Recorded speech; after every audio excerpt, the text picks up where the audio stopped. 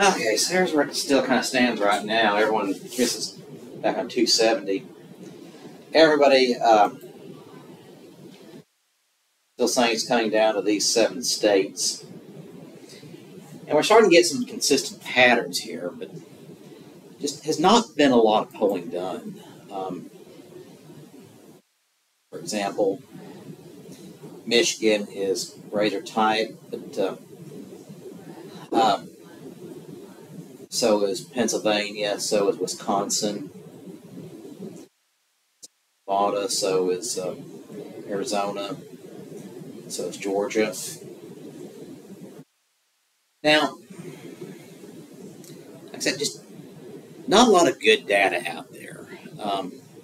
There's some suggestions in some polls that some weird things are happening in the margins, but we really can't tell yet because we're trying to separate the noise from what's actually happening. Because there are a lot of very partisan pollsters who try to fudge the numbers a little bit, try to make their side look better, one side look better than the other.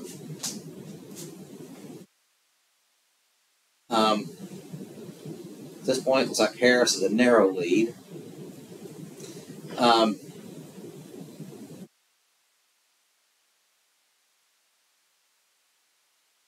The Senate polls not really changing much. Senate race in Maryland. It's got a Democratic poll. Pennsylvania Senate race looks to be close because everything's basically come down to Pennsylvania this year. But the Democrat with a narrow lead.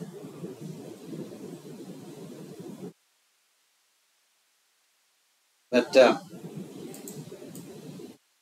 this case here, a pollster from out in Iowa said the race there is within 4 points. That's unusually close for Iowa, especially in the last few elections. Hasn't gone for the Democrats since 2012, but that's been trended fairly strongly Republican. Same thing, Florida, fairly sizably Republican, but it's surprisingly close. Even Alaska, very Republican state, but has some weird things happening, always had some weird things happening in state level politics, but really reliably Republicans. These polls here are usually close. Could it mean anything? I don't know. Be a bad statistical sample? That's possible. We just don't have enough information yet.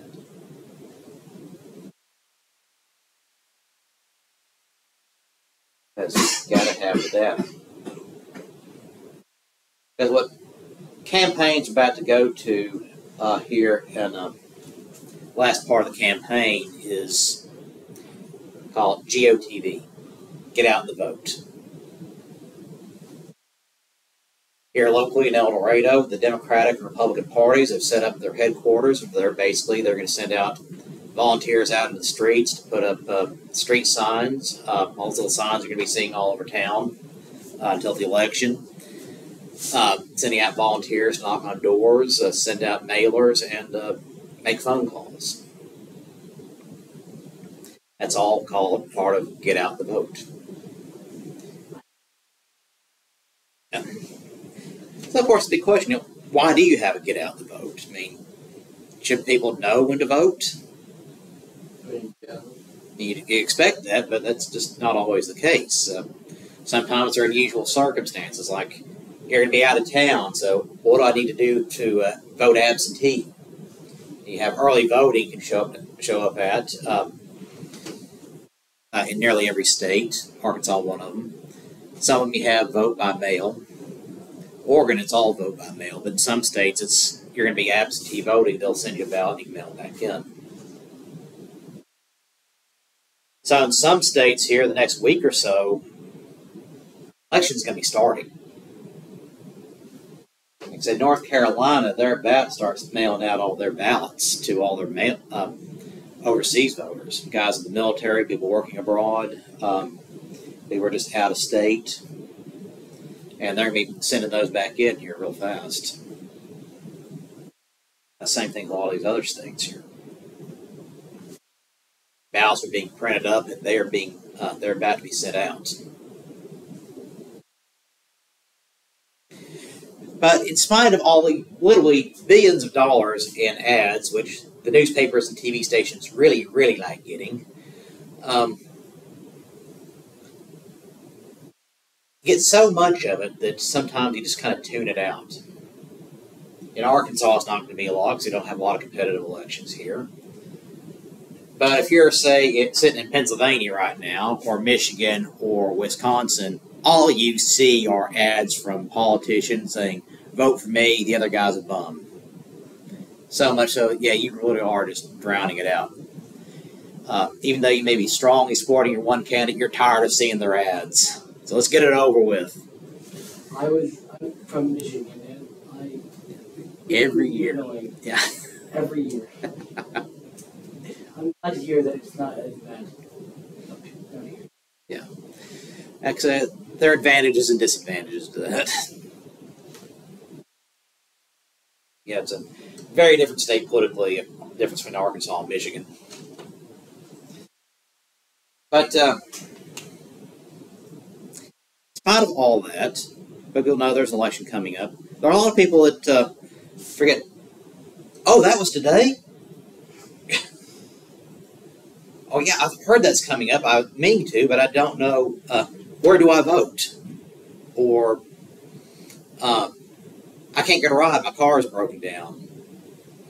Well, a lot of your political parties, you call them up. They call you up and say, well, have you voted yet? I said, I need to, but I don't have a car ride. We'll send someone out to pick you up. No problem. They do that. They will do that. Time-honored tradition.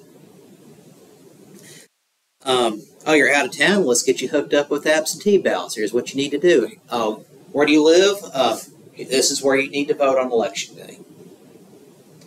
Because those little details, people who are hyper tuned into elections, like people who run these campaign websites, people who read the news religiously, or political science students, or political volunteers, you're not necessarily as tuned into it as everyone else, because you got all sorts of other things going on.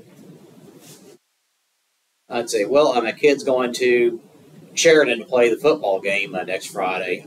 Oh, the election's Tuesday before that? Oh, okay. You got other things you're thinking about. You say, well, I got 2 doctor's appointments next week. You got to have time to vote in between those? Oh, yeah, I do. Yeah, that's when that is. And that's what GOTV is. You're reminding your voters it's time to vote. It's what you need to do. Help them make sure that happens. So good, reliable votes, got those banked in. You know you've got your votes ready to go. You try to get that all done during early voting. The way it is, most elections now, you win or lose with early voting. In some cases, a third or half of all votes are cast before election day. And yeah, sometimes just the weather can determine how an election turns out. It's kind of a rainy day, I don't want to vote. Or especially if you're living up north, let's say Michigan, where it starts snowing in October, and I had a friend of mine who lived in Detroit for a while and said it starts snowing in October and you don't see your car again until February until March.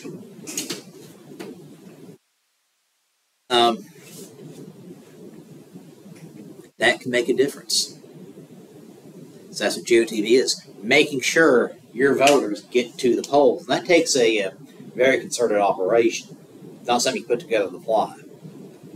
First off, you need to get volunteers together. Second, you need to figure out who are you going to talk to. Like say you get a campaign in neighborhoods where you know guy who's always voting for the opposite party because you know that. Why? Because they're always voting in the other party primary. That's you're not going to bring him a ride to the polls. Well, you'll have to if they ask, but you know you're not getting their vote. They have to. Well, I don't say necessarily have to, but it's just it makes you look bad if you're offering people rides and you say no to them. So you don't want that reputation. Like I say, this little old lady who'd been voting since Eisenhower wanted to ride to the polls, and the other people, mean people, said no. You don't want that reputation on election day. Because yeah, people do lose elections because of things like that.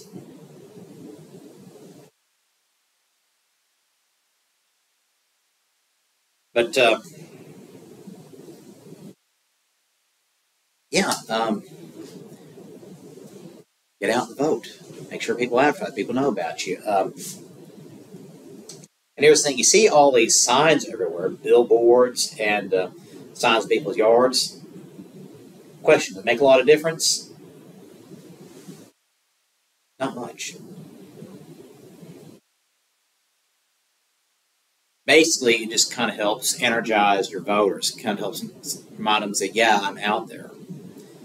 But as anybody's volunteer at a campaign will tell you, the number one rule is signs don't vote. You can have 1 million signs and still lose the election. Like, as a friend of mine that lives on the east end of town here saying, yeah, they have a staying out there in those neighborhoods. Because my sign's in your sign's in my yard doesn't mean I'm going to vote for you. Because in some cases, the landlord says, you put that sign in that yard. You have to do it. But it doesn't mean you're voting for them. Or it can make you fine. The landlord can make you do that. That seems illegal. Like I said, renters don't have a lot of rights. But landlord wants to paint your house, put a big old Trump or Harris sign on the side of your house that you're renting from him, which is his property. He can do that. His property. I feel like somehow it lets you interfere or something like that. Say, is it coercion? Is it unethical? Yeah, but it's legal. What? How? Just is. Because remember, you're renting, it's their house.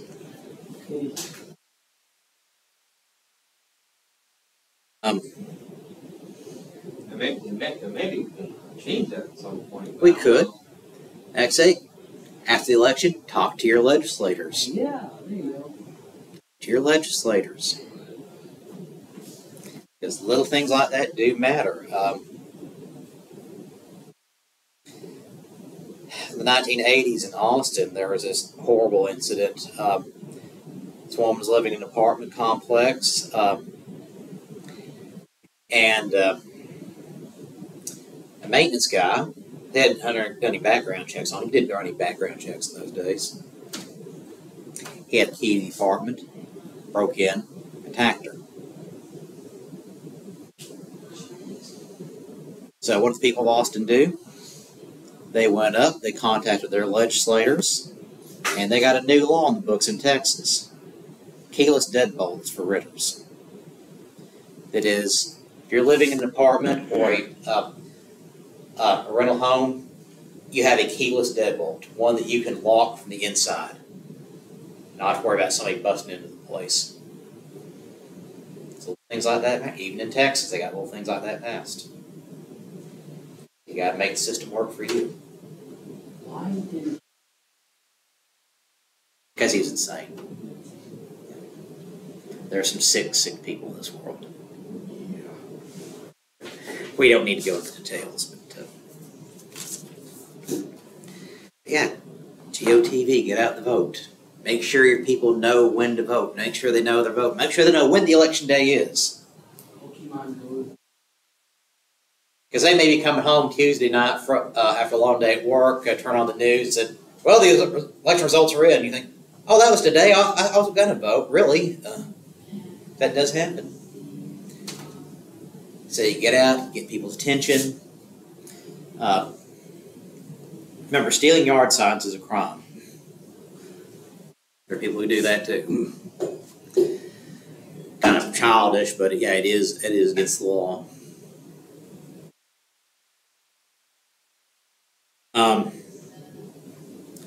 People put mailers in your mailbox. They put push cards and everything. You're not home, well, they don't hand it to you. They'll put it in your doorway, saying, "Please vote for this guy." That's how it works. The idea is try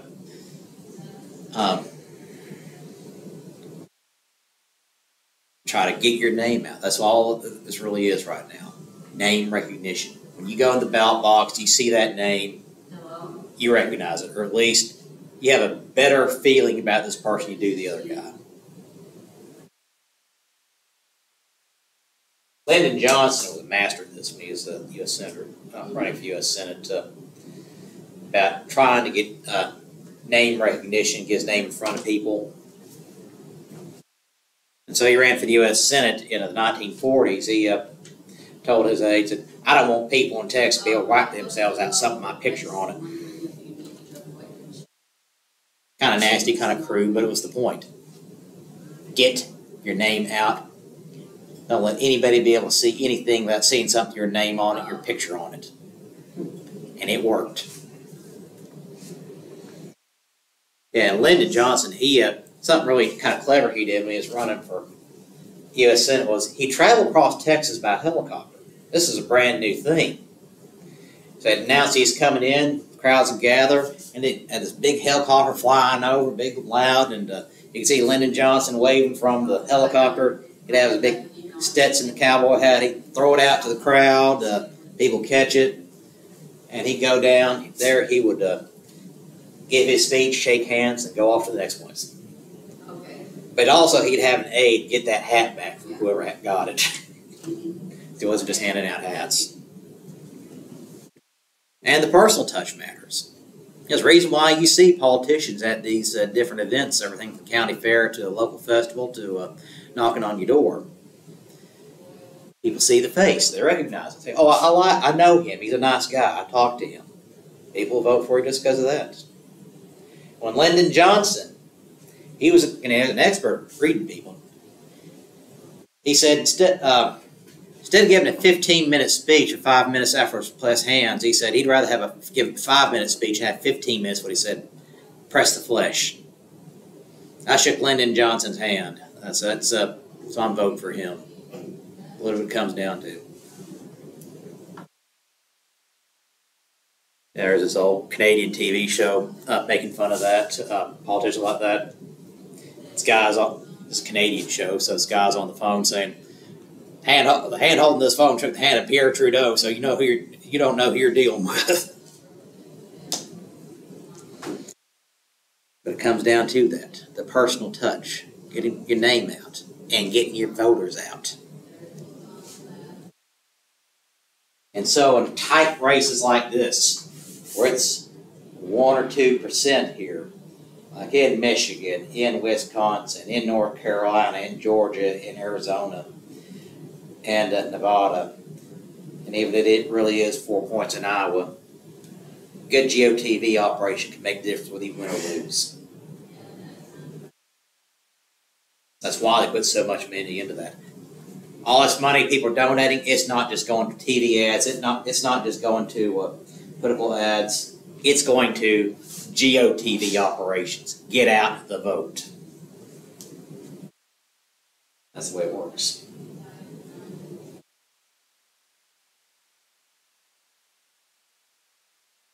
And a time-honored process used by many politicians. Now, since today is Constitution Day, September 17th, the day it was signed and ratified, we're going to continue our look at the Constitution. Well, we're going to do that anyway? Yeah, a lot of time to waste. Article 1. Preamble. Article 1. Legislative. We're down to Section 9. A lot of little things here. All the little powers of Congress, all the little responsibilities they need to take care of.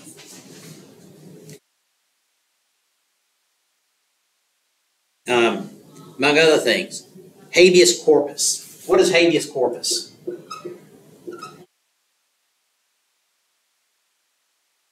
It's a Latin phrase. Something body. Yeah. Basically, there you go. I have the body. Habeas corpus. It's based on an old Roman legal concept. Habeas corpus, it is you cannot be detained or imprisoned without a charge.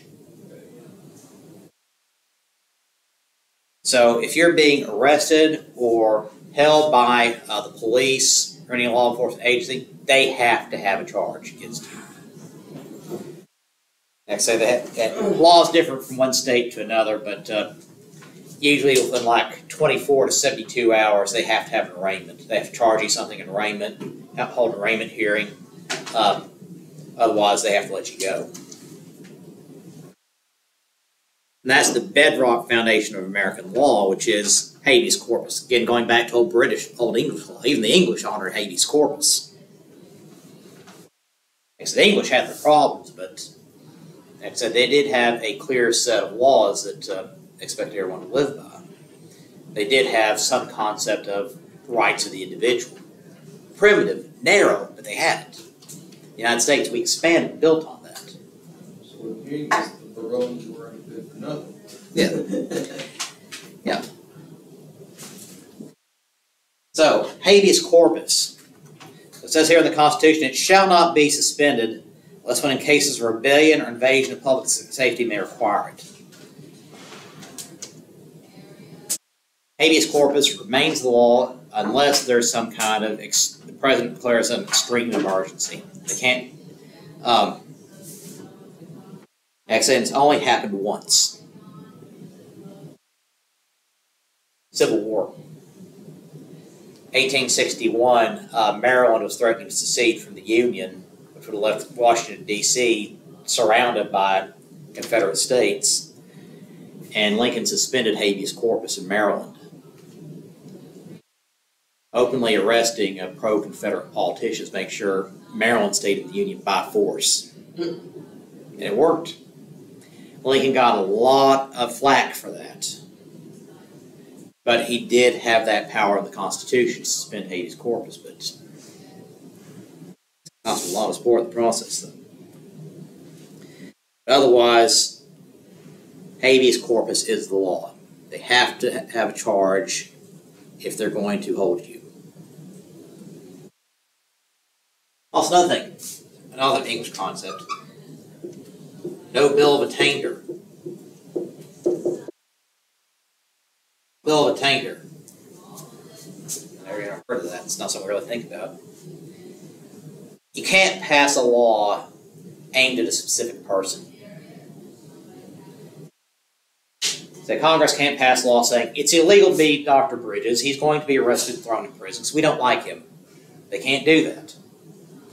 If they're going to arrest me for something, God did, it has to be because I broke a specific law.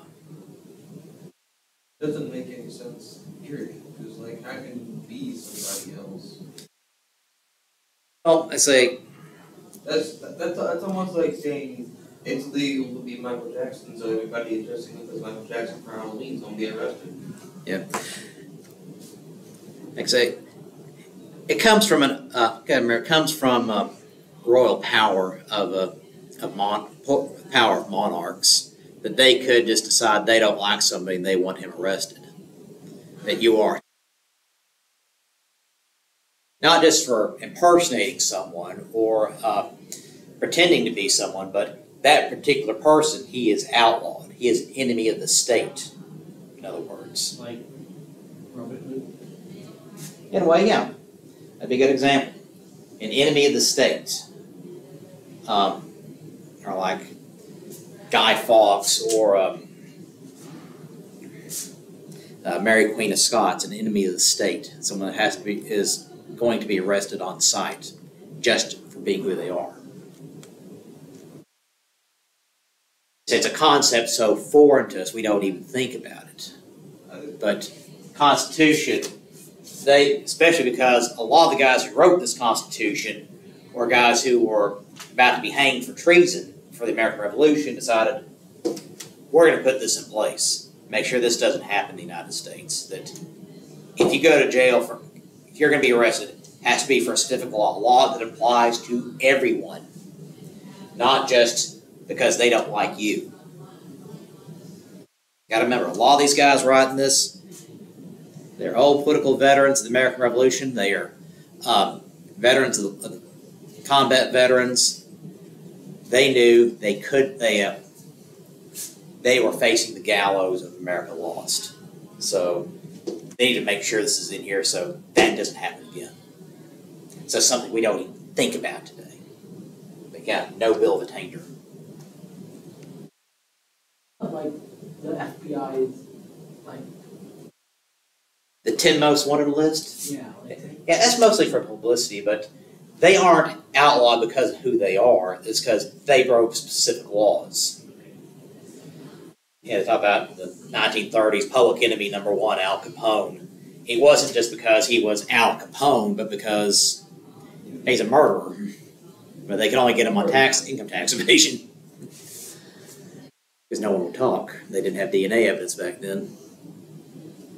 But yeah. Now, ex post facto laws.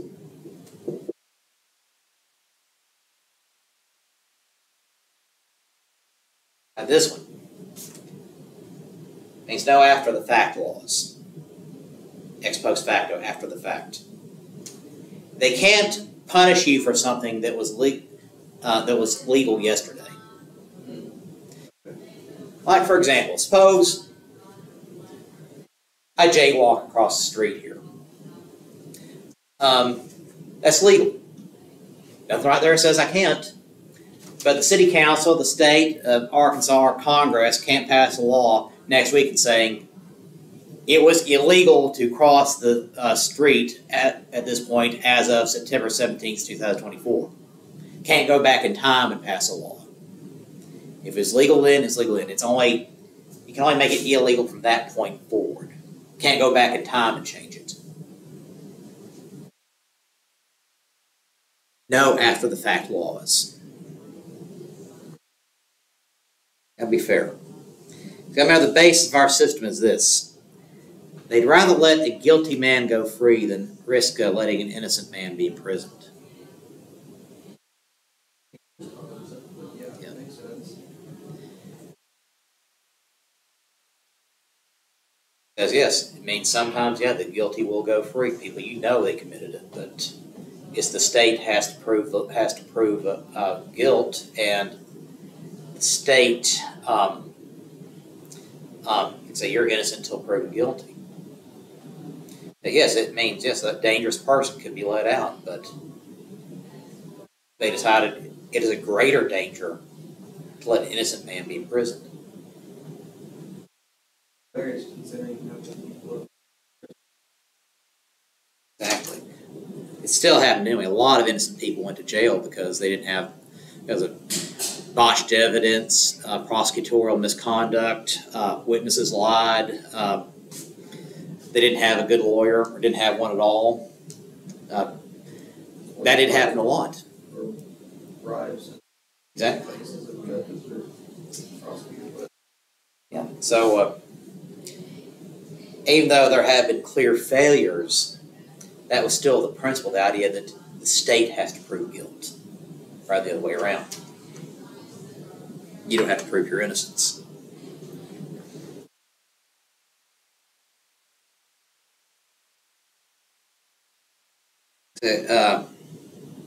No tax or duty shall be laid on articles exported from any state. That is, no tariffs between states. No money should be drawn from the Treasury, but in the consequence of appropriations made by law. That is, Congress has, if we're going to be spending money on anything, Congress has law saying we're spending money on this. Next, say, in a regular statement account of the receipts and expenditures of all public money shall be published from time to time. No title of nobility. Doesn't seem like anything important to us, but that's a big deal at the time. That is, titles of nobility meant you have certain rank and certain privileges, ranks and privileges above the common man. So the United States says, we're not going to do that. We're going to be equal in the eyes of the law. We're not going to have kings, we're not going to have princes, barons, or dukes, or earls. How that works. Yeah. Like I say, because in England and all those other countries, the government, the state, which was the king, granted these titles, which gave you certain rights and privileges to certain lands and in certain countries, yeah, because you had you were a titled nobility, you were exempt from certain laws or certain taxes. The United States decided we weren't going to do that. Now we have a completely different system in the world today, but in 1787, that was a big deal.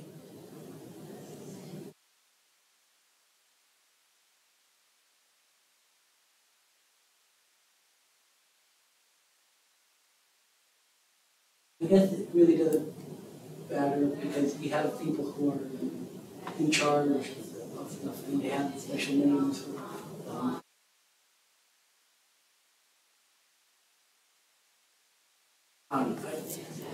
Yeah, if you wanted to have it where like no one had anything, then I think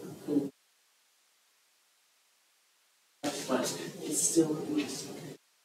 actually, we have titles for elected officials, like alderman or legislator, congressman, senator, but those are because you're elected and get those. And you still don't necessarily have any special privileges.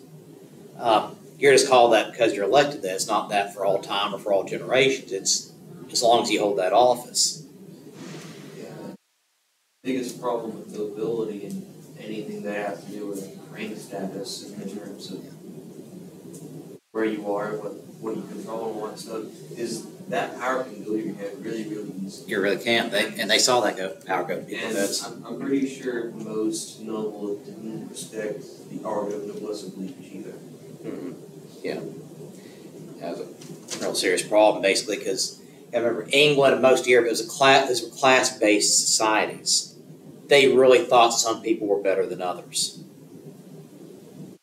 Some of our ancestors came here to the United States because no matter how hard they worked, they realized, or what kind of talents they had, they realized they'll never be more than what they were when they were born because of social class. But in America, they can make something more of themselves.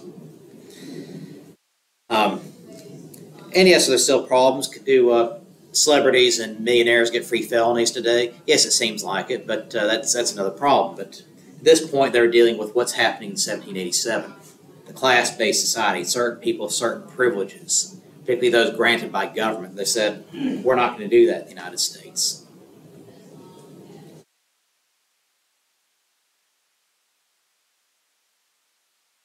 And no person holding any office or profit or trust under them shall, without the consent of the Congress, accept any present, emolument, office, or title, or any kind whatsoever from any king, prince, or foreign state. Means you can't be granted a title by a foreign power. But also, they can't just simply hand you gifts, which they recognize immediately to be bribes. They're trying to control that. Because those kind of bribes back and forth between officials, that was common practice in Europe. That we can't have that here. We can't have our officials being bought. Can't, like, court justices and whatnot have gifts? They're not supposed to, but it's kind of a problem we have right now is... Problem. Yeah. I don't know, I thought... Like I say, they're kind of this narrowly skirting the laws that,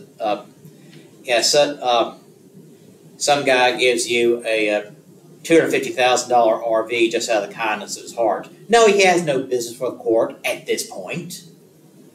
Has he been open about what he said, about what he wants the court to rule on certain issues? But it doesn't affect him personally. But yeah, let's just give somebody a $250,000 RV just out of the kindness of your heart. Or $1 million vacation just because we're close friends. You have any friends like that? I don't. I wish.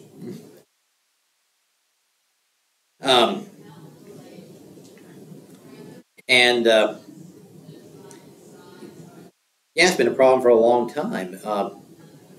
People accepting gifts from friends, from people who are suddenly now your best friend in the world. And now they don't expect anything in return. Yeah. Of course. But the question is, what do you do about it? You got to have the will in Congress to do something about it.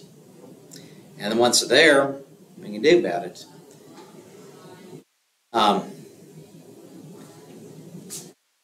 So you can file charges against them, file charges against a judge, which his friends can have dismissed. What if you are the highest court in the land? They're saying they're charging you with a crime. Can you just say, "Oh, I've decided that's not a crime anymore. Me and my buddies on the Supreme Court." And then what are they going to do to get rid of you? Lifetime appointments.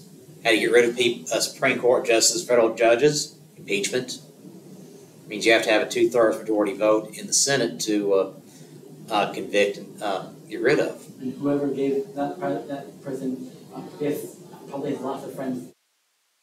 Exactly. So we got ourselves a problem here. Yeah. That's what we call a problem.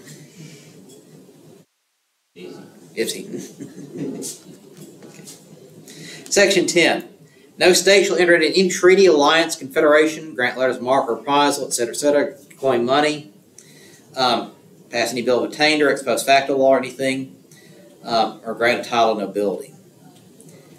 Why can't states enter treaties? Because we're a union of states. It's binding on one state, it should be binding on all of them. The national government, we're the national government, the federal government, that is America's voice to the world. You make a treaty with one state, foreign countries make a treaty with one state, they're making a treaty with all of us. So we're a package deal. And that's what that part's about.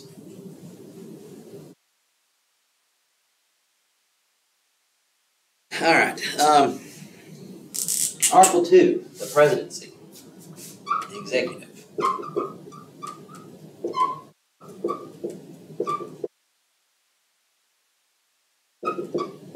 The president. Now, there's a lot of debate over what powers of the president should be. Strong president, a weak president, how the president should even be elected. Some people suggested at the Constitutional Convention that the state legislatures or Congress should decide who the president is.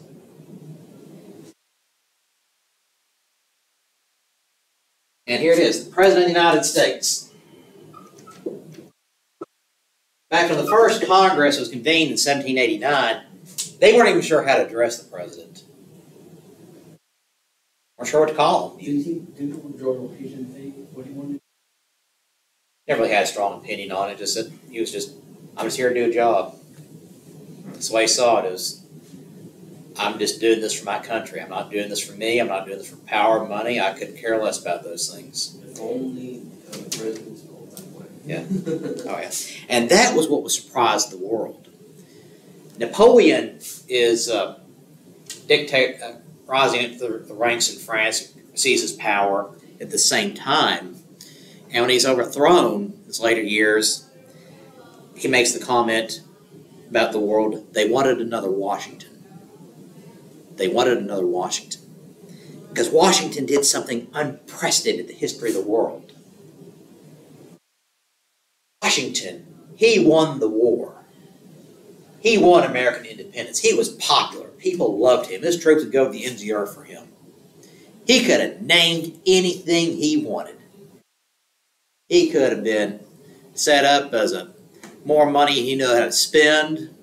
Well, he's already the richest man in Virginia. He didn't need that.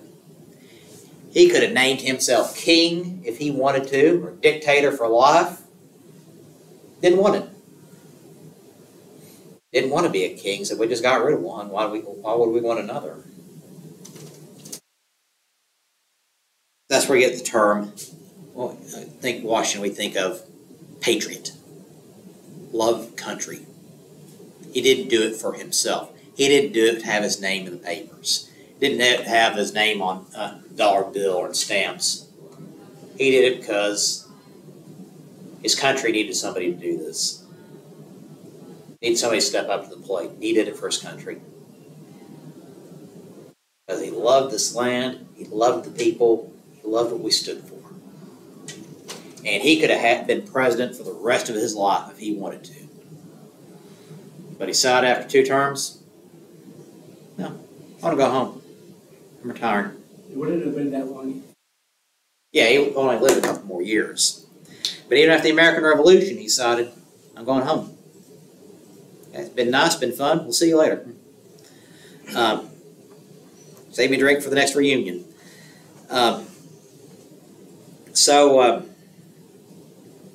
He did it for his country. He willingly gave up power after the revolution and after the presidency. He willingly gave up power.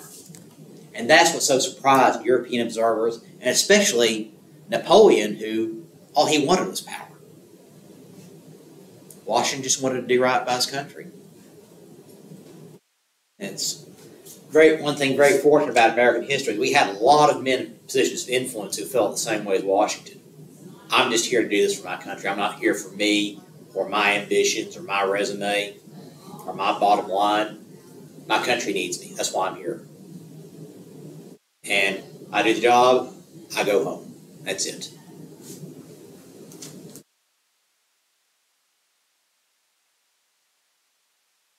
So Washington was actually president of the Constitutional Convention.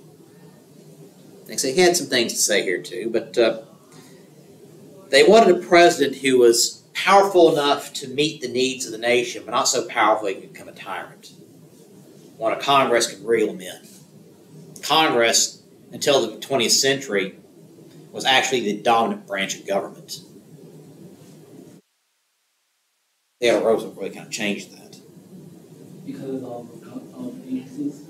Was that? Because of all the ancient people? Yeah.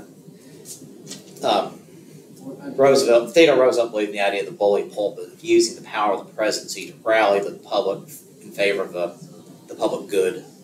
Doing something, use that power constructively for constructive purposes. Next, if you have this power and you're going to use it, do something good with it. Because yes, they are afraid that people could abuse this power. They're very, very afraid of that because they just fought a war over that. So when someone can meet the challenges of the time, but also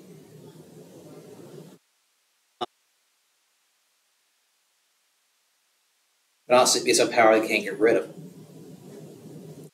That's one thing about early American elections is the presidential candidate did not campaign. They stayed at home. They ran the campaign by mail. Or they might, especially about the late 1800s, might have a few well-wishers coming by to talk with them in person. You might give a little speech on his front porch, shake a few hands, take a few pictures of people. That's it.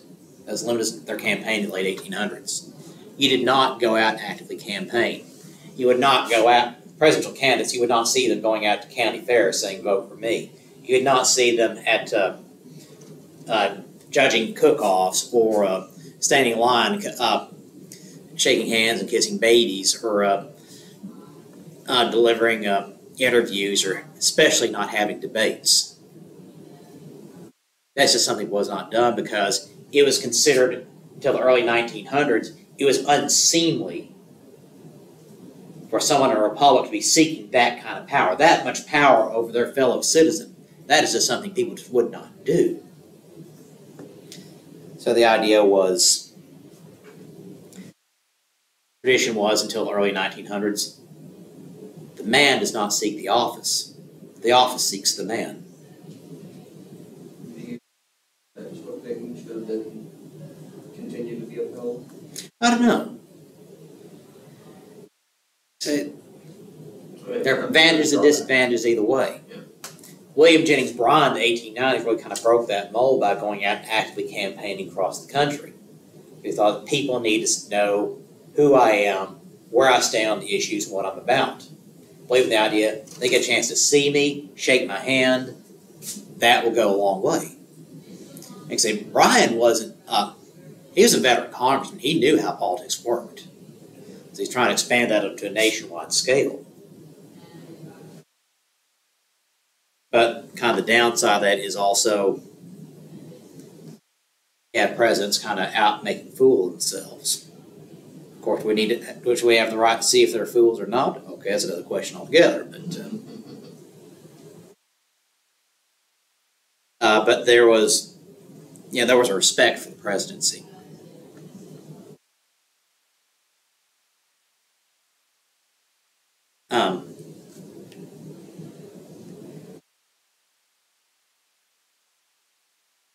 So, president, term of 4 years. Be reelected as many times as you want, but 2 4-year terms under the 22nd Amendment, ratified 1951.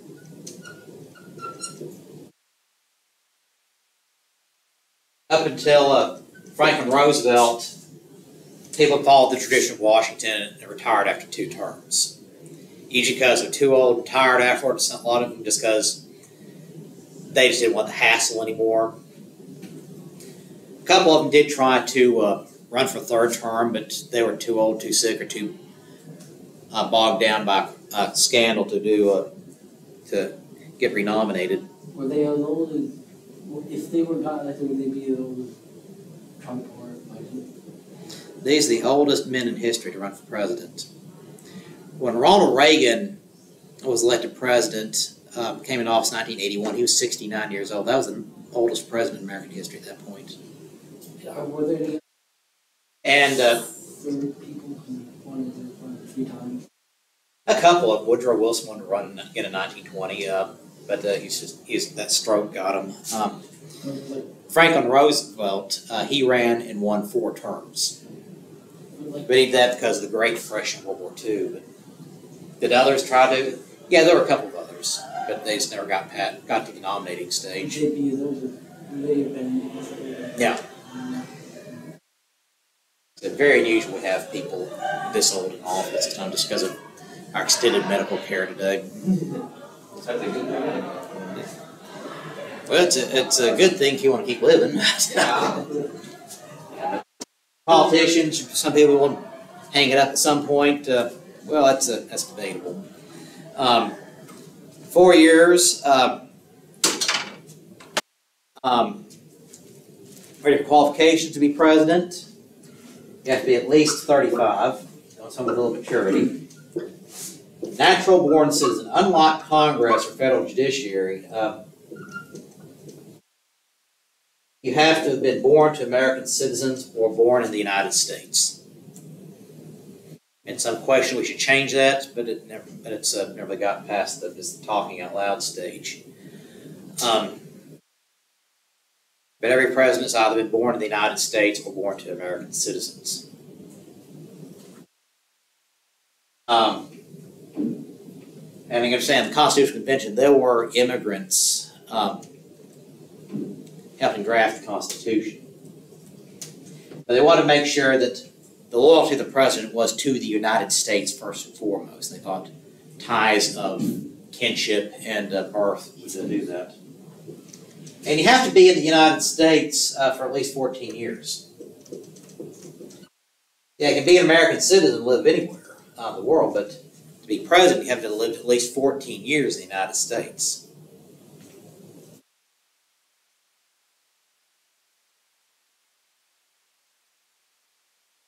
Oh, yeah. Then you get to the Electoral College. How they're going to turn that out. This is an interesting thing about this. Today, presidents and vice presidents run on a ticket. Initially, how they select a president? They're late 1700s, early 1800s. That's something called the Congressional Caucus. This was not written in the Constitution, but it's a process came up with. Party leaders in Congress decide who their candidates were going to be. But the way the Constitution was originally set up was the president runs, the Electoral College votes, and the Electoral College would actually have 2 votes. Simply one for president, one for vice president. They'd vote twice. Second person with most number of votes wins, becomes president. Person second most number of votes becomes vice president.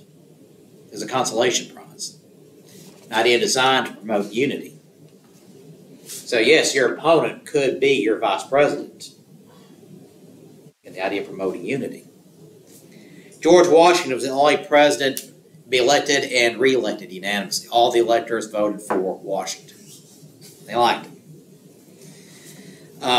John Adams was his vice president in 2 terms. The 1800 election, party system was more entrenched, 1796 and 1800. So in 1796, they tried running tickets, trying to get the electors for one party, the different parties to vote. Your first ballot for the party's main candidate, John Adams for the Federalist Party, and John Pinckney for vice president on the second ballot. But the way it all got switched around and everything, Thomas Jefferson, the Democratic Republican candidate, gets elected vice president. So the only time in history that happened, you have the president of one party, the vice president of another party, running on opposite tickets. Well, after the shenanigans of the 1800 election, they had changed it to the modern system. That's the 12th Amendment. But yes, the Electoral College. Each state gets at least 3 votes. 2 for each senators, and at least 1 for each member of Congress. So a minimum of 3. You can have as many like California, that's 55. 53 congressmen and 2 U.S. senators. 2 states divide this up by congressional districts, Maine and Nebraska. They don't have to. They decided they'd do that on their own, just as an experiment. Nebraska has 3 congressmen, so they divide up among the 3 districts. The person who wins the most in one district, they win that electoral vote. Whoever wins the most votes statewide, they get the extra 2, the bonus. Same thing in Maine. But that's how the Electoral College works but today the way it is initially it was an indirect election for electors. You vote for the electors who get together and vote for the president. Basically kind of the same thing, but who are the electors? The parties choose it. The parties put forward their slate of electors who get together at the state capitol the December after the election, and they vote. And those totals then taken to Congress, tabulated on January 6th, 2 weeks before the inauguration. How do you become elector? Become involved in your local political party. Go to the state convention. The state conventions, they decide who the electors are going to be. And if your party wins the presidency, you get to be voting the Electoral College in that December after the election. But yes, the parties choose the electors, and some states, by law, the electors have to vote for who voted for who the state voted for. And as party loyalists, you usually can vote for that person anyway, but there have been a few exceptions. It's a lot of states, like Arkansas and others, you go up there and vote for whoever you wanted to. But it's the Electoral College, those electoral votes from the states, that decides who's going to be president. That's what they call it, an indirect election. The way the states work, the way the Electoral College works is, yes, theoretically, you could lose the popular vote and still win the election. It's happened 5 times in American history. And the way the Electoral College, the votes are distributed, yeah, theoretically, you could win the popular vote by 10 million votes and still lose. It could happen. And so Hillary Clinton won the election by 3 million votes, but still lost the Electoral College. But interestingly enough, all 5 times that happened, 1824, 1876, 1888, 2000, 2016 elections where the popular vote winner lost the election. All 5 times that was a Democrat that won the popular vote but lost the Electoral College. That's the way it happened to work out. But alas, we're out of time. So we'll go more into the power of the presidency next time. So keep reading your Constitution. We'll keep studying that. Keep working your human rights letter. Any questions on anything? Talk more next time.